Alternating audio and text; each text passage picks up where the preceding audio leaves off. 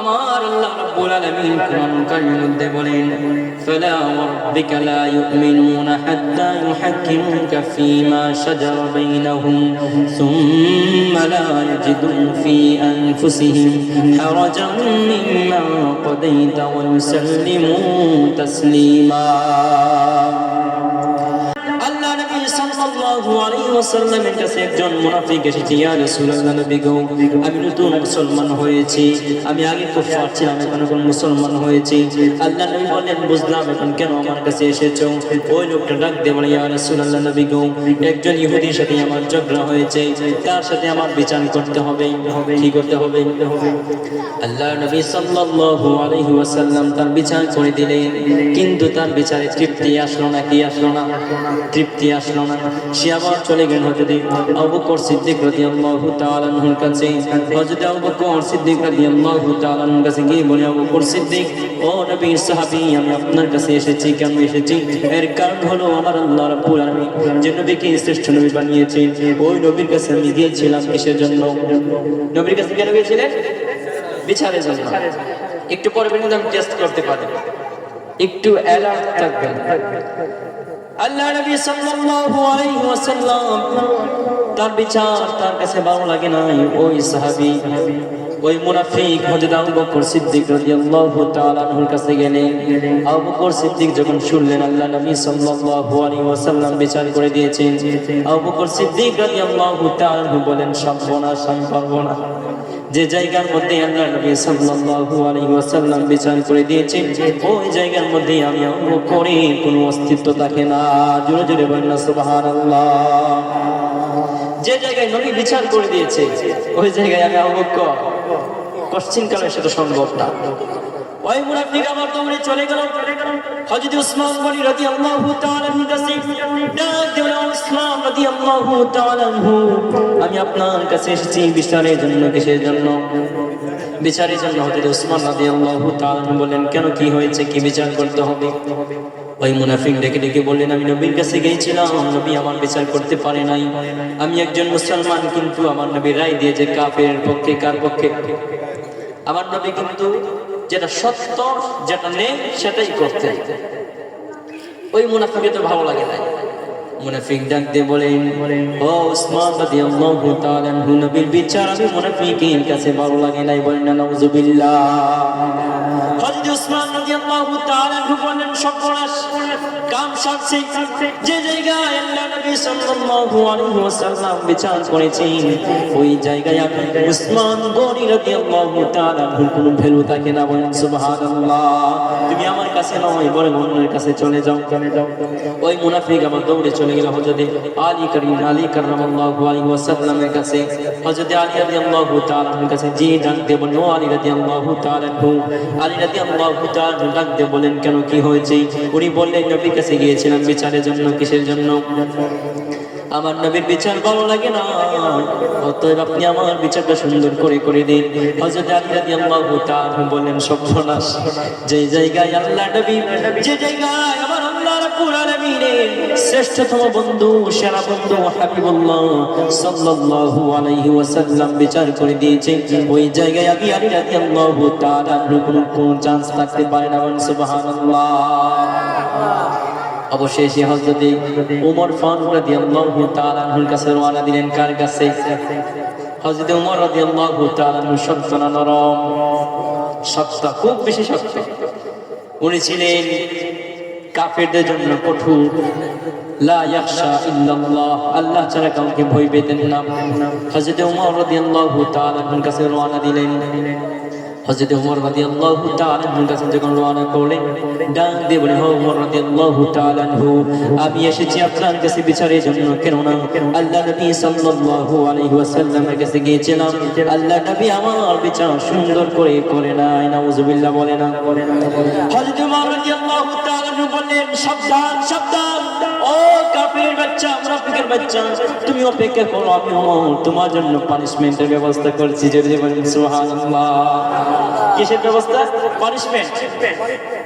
হযরত ওমর রাদিয়াল্লাহু তাআলা ডেকে ডেকে বললেন, তুমি একটু ওয়েট করো, আমি ওমর ঘর থেকে একটু তৈরি হয়ে আসছি, তোমার বিচার করে দিব। হযরত ওমর রাদিয়াল্লাহু তাআলা গোর থেকে এমন একটা তরবারি নিয়ে আসলেন, যে তরবারি এমন এক আঘাত করলেন, আঘাতের সাথে সাথে ওই কাফিরের গর্দানটা তার শরীর থেকে আলাদা হয়ে গেল। বলুন সুবহানাল্লাহ। এক খুব দিলে যে খুবের ধারা, সে তার গলাটা আলাদা হয়ে তার শরীর থেকে আলাদা হয়ে জমিনে পড়ে গেল। বলুন সুবহানাল্লাহ। এটা শুনতে একটু কেমন লাগে না? নবী সাহাবী একজন লোককে মেরে ফেললো, শুনতে তো কেমন লাগে? কেমন লাগে না? নবী সের একজন সাহাবী হযরত ওমর রাদিয়াল্লাহু তাআলা এই কাজটা করতে পারে। হযরত নবী সাল্লাল্লাহু আলাইহি ওয়াসাল্লামের কাছে সকল মানুষগুলা বিছানে গেল, ইয়া রাসূলুল্লাহ, নবী গো, যে ওমরকে আপনি এত ভালোবাসেন, যে ওমরকে আপনি জান্নাতের সার্টিফিকেট দিয়েছেন, কি দিয়েছেন? জান্নাতের সার্টিফিকেট পেয়েছেন হযরত ওমর রাদিয়াল্লাহু তাআলা আনহু। আমার নবী সাল্লাল্লাহু আলাইহি ওয়াসাল্লামের কাছে মানুষগুলা বলা শুরু করে দিল, ইয়া রাসূলুল্লাহ, ইয়া হাবিবাল্লাহ, নবী গো, যে ওমরকে এত ভালোবাসেন, এত কাছে কাছে রাখেন, আপনার ওমর তো মার্ডারের আসামি হয়ে গিয়েছে। কিসের আসামি? মার্ডারের আসামি। আচ্ছা, মার্ডার করলে আমাদের এদিকে তো ফাঁসি হয়। কি হয়? ফাঁসি। আল্লাহ নবী সাল্লাল্লাহু আলাইহি ওয়াসাল্লাম আশ্চর্য হয়ে গেলেন, আশ্চর্য মনে সেটা কি হতে পারে? আমার ওমর কখনো সেই কাজ করতে পারে না, নিশ্চয়ই সে কোনো ভুল করেছে। কি করেছে? নিশ্চয়ই সে কোনো ভুল করেছে। হযরত ওমর রাদিয়াল্লাহু তাআলা আনহুর কাছে লোক পাঠিয়ে দিলেন, গিয়ে বলো আমার ওমরকে আমার কাছে আসতে, আমি নবী আমার ওমরের সাথে কথা বলতে চাই। কি বলতে চাই? আল্লাহ নবী সাল্লাল্লাহু আলাইহি ওয়াসাল্লামের লোককে হযরত ওমর রাদিয়াল্লাহু তাআলা আনহুকে নিয়ে আসলেন আল্লাহ নবী সাল্লাল্লাহু আলাইহি ওয়াসাল্লামের সামনে। হযরত ওমর রাদিয়াল্লাহু তাআলা আনহুকে ডেকে ডেকে বললেন, আমার নবী ওমর, তুমি কি এই কাজটা করতে পারো? ওমর রাদিয়াল্লাহু তাআলা বলেন, ইয়া রাসূলুল্লাহ, ইয়া হাবিবাল্লাহ, কি কাজ করলাম? আল্লাহ নবী ডেকে ডেকে বললেন, একজন নির্দোষ মানুষকে তুমি হত্যা করে ফেললাম, তুমি ওমরের ভিতরটা কি একবারের মতো কাঁপলো না? হযরত ওমর রাদিয়াল্লাহু তাআলা বললেন, ফালা রাব্বিকা লা ইউমিনুনা হাত্তা ইউহাক্কিমুকা ফীমা শাজারা বাইনাহুম সুম্মা লা ইয়াজিদু ফী আনফুসিহিম হারাজাম মিম্মা قضيت ويسلموا تسليما। জোরে জোরে বলুন সুবহানাল্লাহ। হযরত ওমর রাদিয়াল্লাহু তাআলা বললেন, ফালা রাব্বিকা, হে নবী, আপনার রবের কসম করে বলি, লা ইউমিনুনা, তারা কি নয়? মুমিন নয়। হাত্তা ইউহাক্কিমুকা, যতক্ষণ পর্যন্ত নবী আপনাকে তারা বিচারক হিসেবে মেনে নেবে। কি হিসেবে? বিচারক হিসেবে মেনে নেবে। ফীমা শাজারা বাইনাহুম, তাদের মধ্যে বিভেদ কিংবা ঝগড়া ফাসাদ হলে আল্লাহর নবী যেটা ফয়সালা করবে, সেটা যদি তারা মন থেকে প্রাণ থেকে তারা যদি গ্রহণ না করে, তারা কি নয়? ফালা রাব্বিকা লা ইউমিনুন, তারা কি নয়? তারা কখনো মুমিন হতে পারে না। ইয়া রাসূলুল্লাহ, নবী গো, তারা এই কাফেরটা আমার কাছে এসেছিল কিসের জন্য? আপনার বিচার তার কাছে তৃপ্তি আসে না, সেই কারণে আমি তাকে পানিশমেন্ট হিসেবে তার মৃত্যুদণ্ড দিয়ে দিয়েছি। জুড়ে বলেন না সুবহানাল্লাহ। আল্লাহ নবীর প্রিয় সাহাবী হযরত ওমর রাদিয়াল্লাহু তাআলা আনহু বলেন দিলেন, যদি কোনো মানুষের অন্তরের মধ্যে নবীর কোন বিচারের মধ্যে একটু যারা পরিমাণ সন্দেহ থাকতে পারে, নবী যদি আপনি কাউকে বিচার করে দেন, আবার আল্লাহ রাব্বুল আলামিন যদি ফয়সালা করে দেন, আল্লাহর ফয়সালা আপনার ফয়সালা যদি কোনো মানুষের অন্তরের মধ্যে পছন্দ না হয়, যদি ভালো না লাগে, ইয়া রাসূলুল্লাহ, নবী গো, তাহলে সে কখনো মুমিন হতে পারে নাই। আমি নবী, আমি ওমর রাদিয়াল্লাহু তাআলা আনহু সেই কারণে সেই কাফিরকে আমি হত্যা করে দিয়েছি। সেটা হচ্ছে সেই আয়াতের শানে নুজুল। বুঝতে পেরেছেন? সেই আয়াতের মাধ্যমে কি বুঝতে পারলাম আমরা? নবীকে যদি আমরা আমাদের বিচারক হিসেবে না মানি, কি হিসাবে? নবী যেটা বলেছেন, যেটা করার কথা বলেছেন, যা করেছেন, যা দেখিয়েছেন, তা যদি আমাদের কাছে ভালো না লাগে, বুঝে নিতে হবে আপনি কখনো মুমিন হতে পারেন না। কি হতে পারেন নাই? মুমিন হতে পারেন না। আল্লাহ নবী সাল্লাল্লাহু আলাইহি ওয়াসাল্লাম আবার ডাকতে বলেন, লা ইউমিনু আহাদুকুম হাত্তা আকুনা আহাব্বা ইলাইহি মিন ওয়ালিদিহি ওয়া ওয়ালাদিহি ওয়ান নাসি আজমাইন। আমার নবী হযরত আনাস রাদিয়াল্লাহু তাআলা সেই হাদিসটা বর্ণনা করেছেন। আল্লাহ নবী সাল্লাল্লাহু আলাইহি ওয়াসাল্লাম বলেছেন, তারা মুমিন নয়, লা ইউমিনু আহাদুকুম হাত্তা আকুনা আহাব্বা ইলাইহি, যতক্ষণ পর্যন্ত আমি নবীকে অধিক পরিমাণে ভালো না বাসবে। কি না বাসবে? অধিক পরিমাণ হাত্তা কুনা হাব্বা ইলাইহি মিন ওয়ালিহি, তাদের পিতা মাতা দেখে যদি আমি নবীকে অধিক পরিমাণ ভালো না বাসি, ওয়ালিদিহি এবং তাদের পরিবার পরিজন থেকে, ওয়ান্নাস এবং সংগ্রহ পৃথিবীর সমস্ত মানুষের কাছ থেকে যদি আমি নবীকে অধিক পরিমাণে বেশি না ভালোবাসে, তাহলে কখনো তারা মুমিন হতে পারে না। কি হতে পারে না? এবার আসেন সেই হাদিস মুবারকের মধ্যে একখানা জটিল কথা। ওয়ান্নাস আজমাইন বলতে আমরা কি বুঝি? সমস্ত মানুষ না, সংগ্রহ বিশ্বের যত মানুষ আছে সকল মানুষের কে বলা হয় কি? ওয়ান্নাস আজমাইন। এবার আপনার কাছে আমার প্রশ্ন হচ্ছে, আমি কি মানুষ না দানব? আমি মানুষ না, আপনি মানুষ, আমরা সকলেই তো মানুষ। তাহলে আমাকে নিয়ে এসে হাদিসটা কাকে নিয়ে? এই হাদিসের মধ্যে কিন্তু বলা নাই যে তোমার জানে চাইতে আমি নবীকে ভালোবাসতে হবে।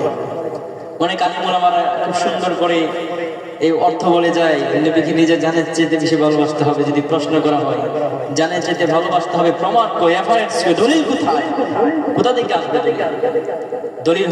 এই যে এখানে মধ্যে বলা হয়েছে ওয়ান্নাস আজমাইন, নবীর হাদিস বুঝতে হলে আলেম হতে হবে, শুধুমাত্র হাদিস পড়লে হবে না।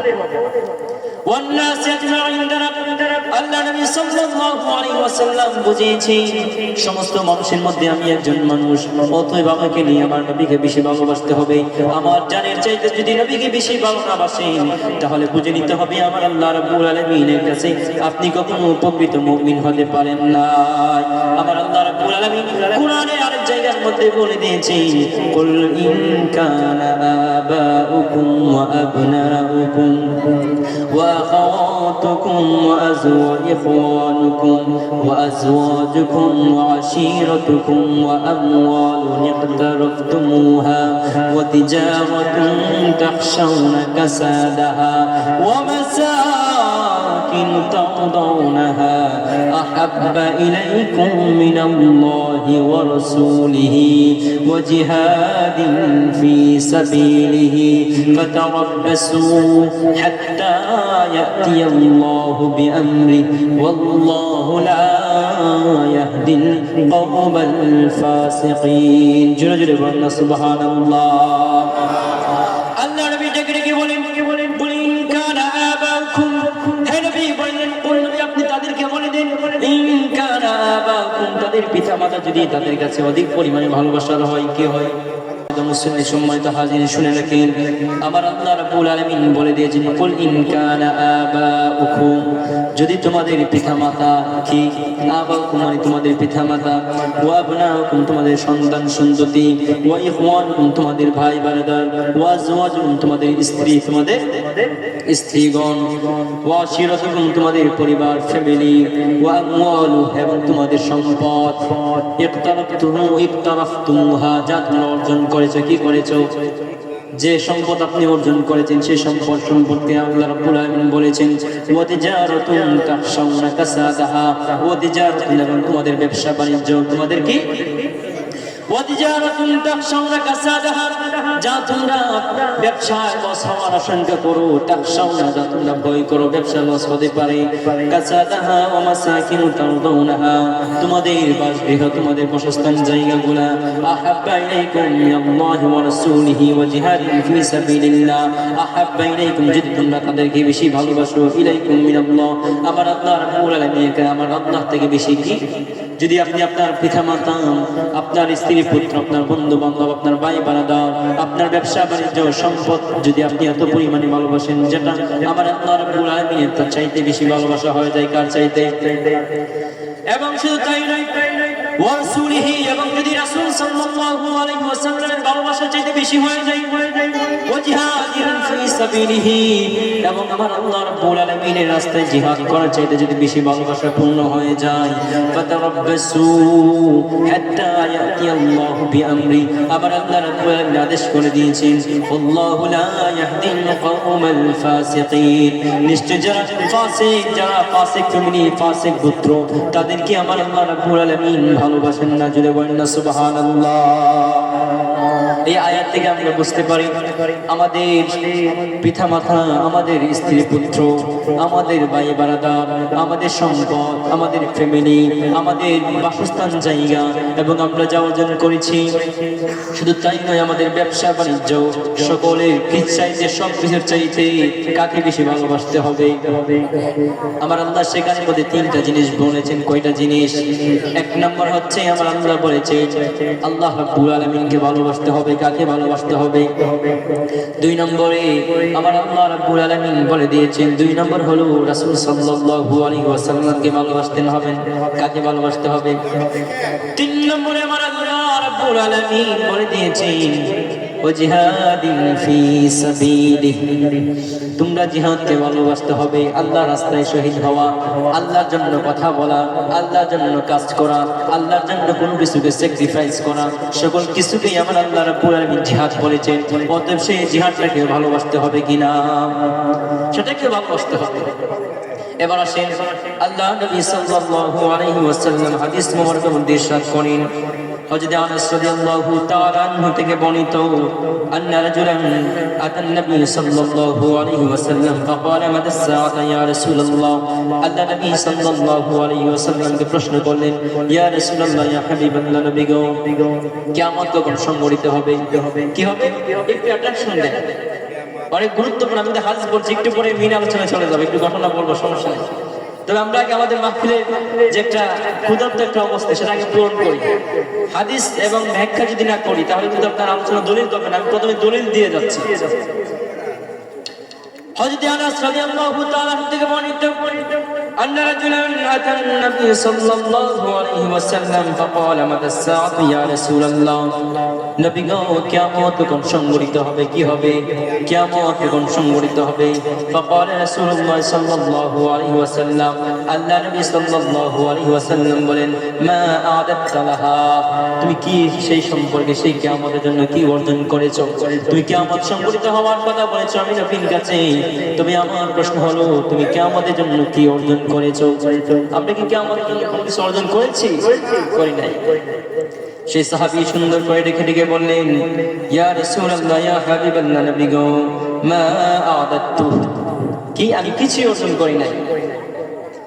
কাসীরা সালাত, আমি অধিক পরিমাণে না পড়েছি সালাত, না আদায় করেছি নামাজ। আবার বলছেন ওয়ালা সাওম, না আমি রোজা রেখেছি, ওয়ালা সাদাকাতিন, না আমি সাদাকা দিয়েছি, কিন্তু নবী গো, আহিব্বুল্লাহু ওয়া রাসূলুহু, ক্বালা আনতা মা মান আহবাবতা, আল্লাহ নবী সাল্লাল্লাহু আলাইহি ওয়াসাল্লামকে বলে দিলেন, নবী গো, আমি সবচেয়ে অধিক বেশি ভালোবাসি আল্লাহ এবং আপনাকে। আমার কাছে কিছু না, কিন্তু আমার কাছে দুইটা জিনিস আছে। একটাই হলো আমার আল্লাহর ভালোবাসা, দুই নম্বর হলো আপনি নবীর ভালোবাসা। ওয়া সুবহানাল্লাহ। আমার আল্লাহ রাব্বুল আলামিন বলে দিলেন, আমার নবী বলে দিলেন, মান ইয়ারহাম মান লাম, যে ব্যক্তি যাকে ভালোবাসে, কাল কিয়ামতের দিন আমার আল্লাহ রাব্বুল আলামিন তার সাথে কিয়ামত হাসর করাবেন।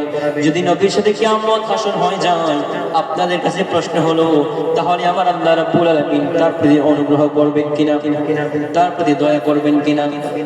যদি নবীর সাথে হাসর হয়, কিয়ামত হয়, তারপরে আমার আল্লাহ খুশি হবেন কিনা? আপনি যদি নবীর পাশে থাকেন, আল্লাহ নবী আপনাকে সুপারিশ করবেন কিনা? করবেন। অতএব বোঝা গেল নবীকে বেশি ভালোবাসতে হবে। শুধু তাই নয়, কেমন ভালোবাসতে হবে? জানের চাইতে ভালোবাসতে হবে। আল্লাহ নবী সাল্লাল্লাহু আলাইহি ওয়াসাল্লামের জামানায় ইসলাম যখন প্রসার হয় নাই, আল্লাহ নবী সাল্লাল্লাহু আলাইহি ওয়াসাল্লাম যখন গোপনে গোপনে দাওয়াত দিতেন, চতুর্থ নম্বরে মুসলমান হয় যে নবীর প্রিয় সাহাবী হযরত খাব্বাব রাদিয়াল্লাহু তাআলা, অনেকে বলেছেন উনি ষষ্ঠতম, কয়তম? 6 নম্বরে মুসলমান হয়েছেন। কয় নম্বরে? 6 নম্বরে হযরত খাব্বাব রাদিয়াল্লাহু তাআলা মুসলমান হয়েছিলেন। সেই খাব্বাব রাদিয়াল্লাহু তাআলা মুসলমান হওয়ার পরে তার মালিক তার উপর এমন পরিমাণে টর্চার করা শুরু করে দিয়েছে, এমন পরিমাণে আঘাত করা শুরু করে দিয়েছে, সেটা বর্ণনা আমি আস্তে আস্তে দিচ্ছি, শুনে রাখেন। ও দুনিয়ার মানুষ, সর্বপ্রথম যখন নবীর প্রিয় সাহাবী হযরত খাব্বাব রাদিয়াল্লাহু তাআলা মুসলমান হয়েছেন, তার কাছে তার মালিক দৌড়ে এসে বলে, খাব্বাব, তুমি কি করেছো? তুমি নাকি মুসলমান হয়েছো? নবী প্রিয় সাহাবী হযরত খাব্বাব রাদিয়াল্লাহু তাআলা বলেন, অবশ্যই আমি ইসলাম গ্রহণ করেছি, কেননা তোমরা যে ধর্ম মানো, তোমরা যে মূর্তির পূজা করো, সেটা বেকুবি ছাড়া আর কিছুই হতে পারে না। হযরত খাব্বাব ডাকতে বলে, আমার মালিক, যে মূর্তির পূজা করো, যে মূর্তিকে তোমরা উপাস্য করো, যে মূর্তিকে তোমরা মালিক হিসেবে দাবি করো, যে মূর্তিকে তোমরা রব মানো, শুনে রাখো মালিক, সেই মূর্তি কখনো আপনার হায়াত দিতে পারে না, সেই মূর্তি কখনো আপনার রিজিক দিতে পারে না, সেই মূর্তি কখনো আপনাকে জীবিত রাখতে পারে না। জোরে জোরে বলেন না সুবহানাল্লাহ।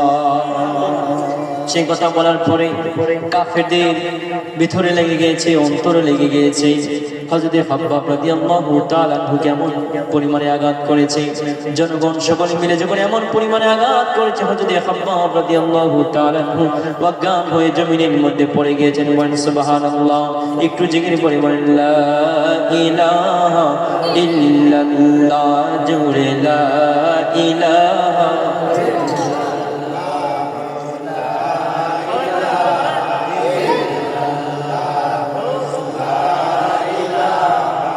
ইল্লাল্লাহ, জোরে লা ইলাহা হাসবি রাব্বি জাল্লাল্লাহ,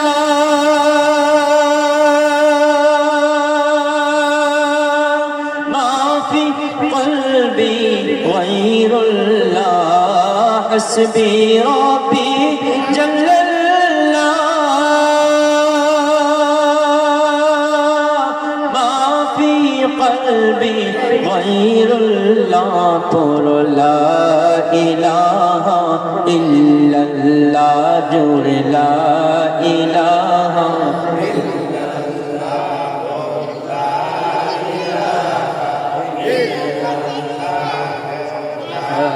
ইলাহা ইল্লাল্লাহ, লা ইলাহা। আসমান বলে এক আল্লাহ, জমিন বলে এক আল্লাহ, আসমান বলে এক আল্লাহ, জমিন বলে এক আল্লাহ, পরো আমরা বলি নাই কোনো ইলাহ, লা ইলাহা ইল্লাল্লাহ, জোরে লা ইলাহা ইল্লাল্লাহ, মোহাব্বত লা ইলাহা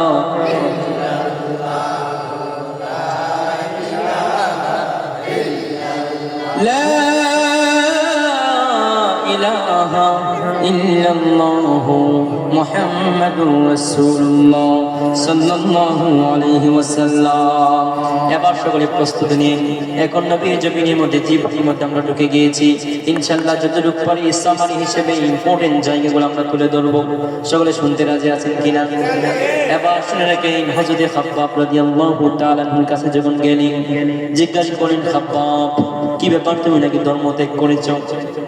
খাব্বাব বলেন, আমি ধর্ম ত্যাগ করেছি, কেননা তোমাদের ধর্মের মধ্যে কখনো কোনো সাইড নাই, কোনো সত্য নাই, সবকিছু মিথ্যার উপরে তোমাদের ধর্ম উপনীত হয়েছে। হযরত খাব্বাব রাদিয়াল্লাহু তাআলা কথা শুনে ওনাকে কেমন পরিমাণে দোলা পিটা দিয়েছে, যার কারণে হযরত খাব্বাব রাদিয়াল্লাহু তাআলা অজ্ঞান হয়ে জমিনের মধ্যে পড়ে গিয়েছে। হযরত খাব্বাব রাদিয়াল্লাহু তাআলা সেন্স ছিল না, কোনো জ্ঞান ছিল না। এই অবস্থাতে যখন জানাব নবীর কালিমা পড়ে মুসলমান হয়েছিল, সকলের ভিতরে একটা সাহস এসেছে। কি এসেছে? সাহস। নবী সাহাবীদের মধ্যে সর্বপ্রথম হযরত খাব্বাব রাদিয়াল্লাহু তাআলা ঘোষণা দিয়েছেন সকল মানুষের সামনে, ও দুনিয়ার কাফেরেরা, শুনে রাখো, শুনে রাখো, আমি নবীর কালিমা পড়ে মুসলমান হয়ে গিয়েছি। তোমরা যদি এখনো আমার আল্লাহ রাব্বুল আলামিনকে পেতে চাও, যদি তোমরা জাহান্নাম থেকে বাঁচতে চাও, যদি তোমরা জাহান্নামের আযাব থেকে বাঁচতে চাও, তাহলে শুনে রাখো, শুনে রাখো, এখনো সময় আছে, নবীর কালিমা পড়ে মুসলমান হয়ে যাও। আমি খাব্বাব নবীর কালিমা পড়ে মুসলমান হয়েছি, আমি খাব্বাব তোমাদের সকলকে দাওয়াত দিয়ে যাচ্ছি। বলেন সুবহানাল্লাহ। হযরত খাব্বাব রাদিয়াল্লাহু তাআলা দাওয়াত দেখে যারা মুসলমান হয়েছিল সকলের ভিতরে একটা ভালোবাসা জন্ম নিয়েছে, সাহস জন্ম নিয়েছে। এবার যারা মুসলমান হয়েছিল সকলে যখন সাক্ষ্য দেওয়া শুরু করে দিল, আমরা নবীর উপরে ঈমান এনেছি, নবীকে আমরা ভালোবাসি। অতএব সেই কথা শোনার সাথে সাথেই মক্কার যত কাফির ছিল সকল কাফিরগুলো রাগান্বিত হয়ে গিয়েছেন। কি হয়ে গিয়েছেন?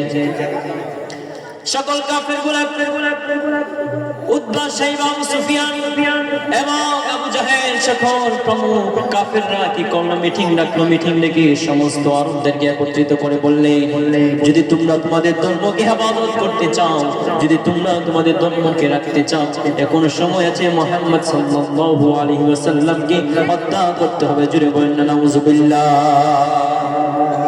কাকে হত্যা করতে হবে? আল্লাহর নবী সাল্লাল্লাহু আলাইহি ওয়াসাল্লামকে। নাউযুবিল্লাহ। শুধু তাই নয়, নবীকে যদি হত্যা করতে হয়, নবীর উপরে যদি আঘাত দিতে হয়, নবীর অনেকগুলা চাচা ছিল, তারা অনেক শক্তিশালী ছিল, অনেক যোদ্ধাবীর ছিল, তাদের কারণে নবীর উপরে আঘাত দেওয়া কঠিন হয়ে গিয়েছে। এবার তারা সিদ্ধান্ত নিয়ে নিল, যারা নবীর উপরে ঈমান এনেছে তাদেরকে এমন পরিমাণে শাস্তি দেওয়া হয় যেটার কারণে কখনো কোনো মানুষ যেন সেই নবীর কালিমা না পড়ে। জোরে বলেন না নাউযুবিল্লাহ। হযরত খাব্বাব রাদিয়াল্লাহু তাআলা কেমন পরিমাণে মারধর করা শুরু করে দিল, এমন পরিমাণে টর্চার করা শুরু করে দিল। হযরত খাব্বাব রাদিয়াল্লাহু তাআলার উপরে তারা এমন পরিমাণে টর্চার করলো, খাব্বাব রাদিয়াল্লাহু তাআলা সমস্ত শরীরের সকল কাপড়গুলো ফেলে দিয়ে তাকে গরম পাথরের উপরে ফেলে দিয়েছে। বলেন নাউযুবিল্লাহ। মরুভূমির মধ্যে যে পাথরগুলো থাকে গরম, সেই পাথরের উপরে হযরত খাব্বাব রাদিয়াল্লাহু তাআলাকে ফেলে দিয়েছে। হযরত খাব্বাব রাদিয়াল্লাহু তাআলা সেই পাথরের গরমের কারণে হযরত খাব্বাব রাদিয়াল্লাহু তাআলা পিঠের চামড়াগুলো, শরীরের চামড়াগুলো গলে গলে জমিনের মধ্যে পড়ে গেছে। সুবহানাল্লাহ। হযরত ওমর রাদিয়াল্লাহু তাআলার জামানায় হযরত ওমর রাদিয়াল্লাহু তাআলা একটা বিশেষ একটা সম্মেলনে হযরত ওমর রাদিয়াল্লাহু তাআলা সেই খাব্বাব রাদিয়াল্লাহু তাআলাকে ডেকে নিলেন। ডেকে নিয়ে ওনাকে বড় একটা সিংহাসনে বসালেন। হযরত ওমর রাদিয়াল্লাহু তাআলা ডেকে ডেকে বললেন, ও খাব্বাব রাদিয়াল্লাহু তাআলা, তোমার কাছ থেকে আমরা কিছু জানতে চাই। হযরত খাব্বাব রাদিয়াল্লাহু তাআলা বললেন, কি জানতে চান বলে দিন। আল্লাহর নবী সাল্লাল্লাহু আলাইহি ওয়াসাল্লামের প্রিয় সাহাবী হযরত আমিরুল মুমিনিন হযরত ওমর রাদিয়াল্লাহু তাআলা বললেন, খাব্বাব রে, শুনেছি কাফিররা নাকি তোমার উপরে প্রচন্ড পরিমাণে আঘাত করেছে। খাব্বাব রাদিয়াল্লাহু তাআলা কোনো কথা বলে না, উনি নিস্তব্ধ বসে আছেন। আল্লাহ নবীর প্রিয় সাহাবী হযরত আমিরুল মুমিনিন যিনি আমির হয়ে গিয়েছেন, ওনার সময় যখন অর্ধ পৃথিবীর প্রেসিডেন্ট হযরত ওমর রাদিয়াল্লাহু তাআলা হযরত ওমর রাদিয়াল্লাহু তাআলা বললেন, খাব্বাব রে, যদি তুমি বলতে তাহলে অনেক উপকৃত হতাম। সেই কথা শুনে হযরত খাব্বাব রাদিয়াল্লাহু তাআলা কোনো কথা শুনে না, হঠাৎ করে সেই খাব্বাব রাদিয়াল্লাহু তাআলা দাঁড়িয়ে গেলেন। বলেন সুবহানাল্লাহ। দাঁড়িয়ে গিয়ে হযরত খাব্বাব রাদিয়াল্লাহু তাআলা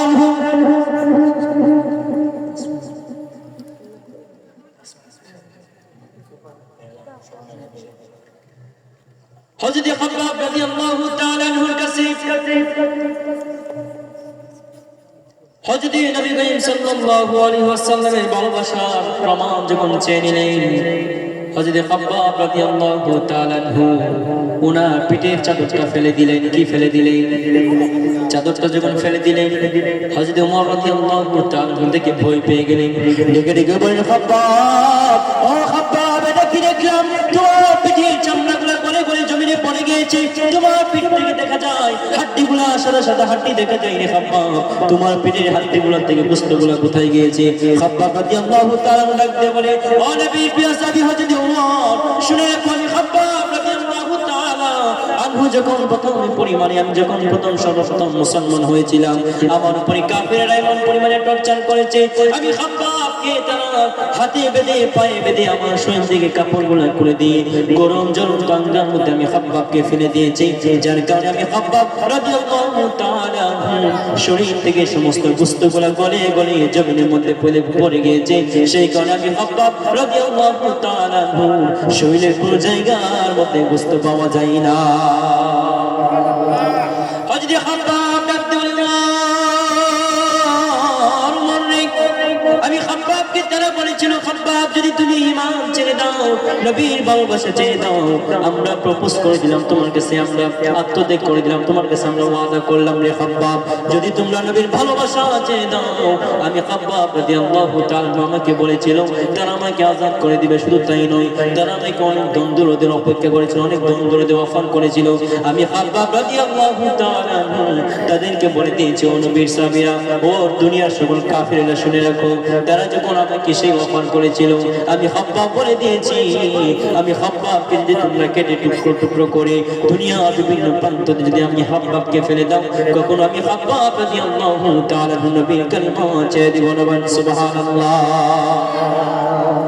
শুধু তাই নয়, নবীর সাহাবী হযরত ওমর রাদিয়াল্লাহু তাআলা সেই ঘটনা শুনে আশ্চর্য হয়ে বলেন, খাব্বাব সেই কোন আল্লাহর নবী তোমাকে এত ভালোবাসতেন? নবী সাহাবী হযরত বেলাল রাদিয়াল্লাহু তাআলা ওনাকে যখন জিজ্ঞাসা করা হয়েছে, বেলাল তুমি যখন মুসলমান হয়েছিলে তোমার উপর কেমন টর্চার করেছেন?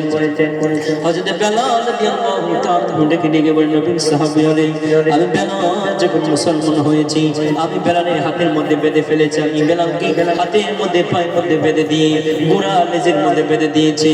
ঘোড়াকে যখন চেয়েছিলেন মানুষ, আমি বেলাল রাদিয়াল্লাহু তাআলা জমিনের মধ্যে চিটে ফিটে গিয়েছি। যার কারণে আমি বেলাল রাদিয়াল্লাহু তাআলা শরীরের সমস্ত জায়গাগুলো চলে গিয়েছিল, সমস্ত গোশতগুলো জমিনের মধ্যে গিয়েছিল।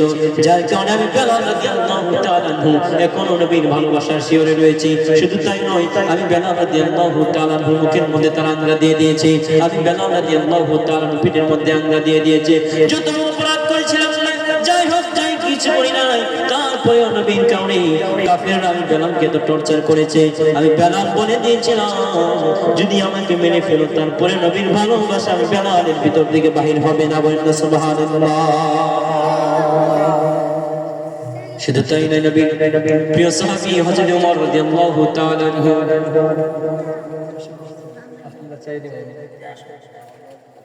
আমি আলোচনা করতে থেকে যদি আসতে চাই দিবেন।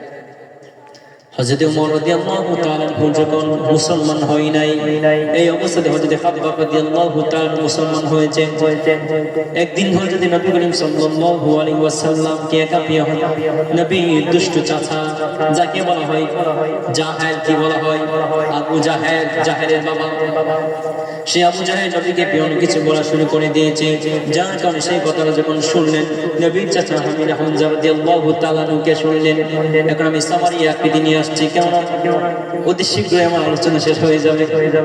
আমি ভেবেছিলাম, আমাকে বলেছিলাম মনে হয় মনটার মতো আলোচনা পাবো, যার কারণে আমি একটু খুশি হয়েছিলাম। আমি আলোচনা একটু বসেছিলাম। এখন যেহেতু সময় সামারিয়া একদিন বলে দেই, শুনে রাখেন নবীর চাচা হযরত হামজা রাদিয়াল্লাহু তাআলা কানে যখন আসলেন, আমার কলিজার টুকরা হযরত মুহাম্মদ মুস্তাফা সাল্লাল্লাহু আলাইহি ওয়াসাল্লামকে কুখ্যাত কাফির আবু জাহেল অনেক কিছু বলেছে, গালিগালাজ করেছে।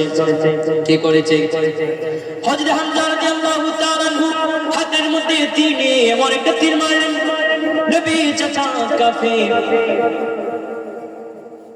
নশা করে একটা জিকির পড়ি, লা ইলাহা ইল্লাল্লাহ, লা ইলাহা ইল্লাল্লাহ, লা ইলাহা ইল্লাল্লাহ, লা ইলাহা। সম্মানিত মুসল্লিগণ, কাজী উপস্থিত, দেখেন নবীর ভালোবাসা সম্পর্ক যদি আমরা নবীর ভালোবাসা অন্তরে ধারণ করি, আমাদের দাম কম হবে না বেশি হবে? নবীর ভালোবাসা নিয়ে যদি মরতে পারে, জাহান্নাম কি আপনার শরীরে ধরবে? জাহান্নাম কাজ করবে? সেই কারণে কবি বলেছেন, ইশকে কি রঙে মে রঙ যাও মেরিয়া, কি বলেছে? তুমি নবীর ভালোবাসায় রঙ্গিত হয়ে যাও। হুজুর একটা বদল গাই, इश्क की रंग में रंग जाओ मेरी यार, इश्क के रंग में रंग जाए जब अफकार, तो बुनते हैं गुलामों पे वो असरार के रहते हैं वो तुमसे फिसलाए, शाह अबरार में हर लहजा को हर बार, इश्क के रंग में रंग जाए जब अफकार, तो बुनते हैं गुलामों पे वो असरार के रहते हैं वो तुमसे फिसलाए, शाह अबरार में हर लहजा को हर बार, ونبو سيد علي نصبيها وهي أمي لقبي هاشمي مطلبي عربي فرشي مدن اور کہا ہم سے گنہگار. يا رسول الله، أنا جربني يا رسول الله، نرى تكبير. নবীরা শেখ আল্লামা ইকবাল বলে দিয়েছেন ওয়া নাবু সাইয়্যিদি, তিনি হচ্ছেন আমাদের নেতা। ওয়া নাবু সাইয়্যিদি আলী নাসাবি হা ওহি উম্মি লাকাব, লাকাব কি উম্মি লাকাব, হা ওহি উম্মি লাকাব হাশমি ও মুতালাবি ও আরবি, উনি মুতালিবি এবং আরবি, বলেন সুবহানাল্লাহ। ওয়া নাবু সাইয়্যিদি আলী নাসাবি হা ওহি উম্মি লাকাব হাশমি ও মুতালাবি ও আরবি ও ফারসি ও मदद और कहा हमसे गुनहगार, इश्क के रंग में रंग जाओ मेरी यार, बोलो इश्क के रंग में रंग जाओ मेरी यार, इश्क के रंग में रंग जाओ मेरी यार। ওয়ারফা'না লাকা যিকরাক, আয়াতের অর্থ হচ্ছে ওয়ারফা'না লাকা যিকরাক, হে নবী আমি আপনার সম্মানকে বুলন্দ করে দিয়েছি। কি করে দিয়েছি? ওয়ারফা'না লাকা যিকরাক के इसकी आया तौसीफ के तौसीफ में तौसीफ में तफसीर में तशरीह में तंज़ीह में तदमीन में एहती के शामिल है जुबान। কবি বলেছে এই আয়াতের তাফসীর তাশরীহ যা কিছু আছে ব্যাখ্যা টুকা সব নিয়ে সবকিছুতে নবীর গুণগান আর গুণগান, বলেন সুবহানাল্লাহ। ওয়ারফা'না লাকা যিকরাক ওয়ারফা'না লাকা যিকরাক ওয়ারফা'না লাকা যিকরাক কে इसके आया तौसीफ के तौसीफ में तफसीर में तशरीह में तंज़ीह में तदमीन में एहती के शामिल है जुबान। ورفعنا لك ذكرك इसके आया तौसीफ के तौसीफ में तफसीर में तशरीह में तंज़ीह में तदमीन में एहती के शामिल है जुबान। लब हसन रवा वलबी फातिमा ज़हरा वअली आबद बीमार बुशीरी दुहनी उल्फ मुजाबी लब शारे दरजा शब शर्शार, इश्क के रंग में रंग जाओ मेरी यार, इश्क के रंग में रंग जाओ मेरी यार, बोलो ना इश्क के रंग में रंग जाओ, इश्क के रंग में रंग जाए जब अफकार तो बुनते हैं गुलामों पे वो असरार के रीते हैं वो तुमसे फिसनाए शाह अबरार में हर लहजा हर बार। इश्क के रंग में रंग जाए मुहाजिर हूँ के पख्तून बलोची है के पंजाबी हूँ सिंधी हूँ बंगाली के वो हिंदी किसी गिद्दे की कबीले की ज़बान इससे नहीं कोई सरोकार। আচ্ছা নবীকে নিয়ে যদি নবীর ভালোবাসায় ইজ্জত করলে কি বাঙালি কিংবা হিন্দি কিংবা আরবি কিংবা যাই হন না কেন কোনো সমস্যা আছে?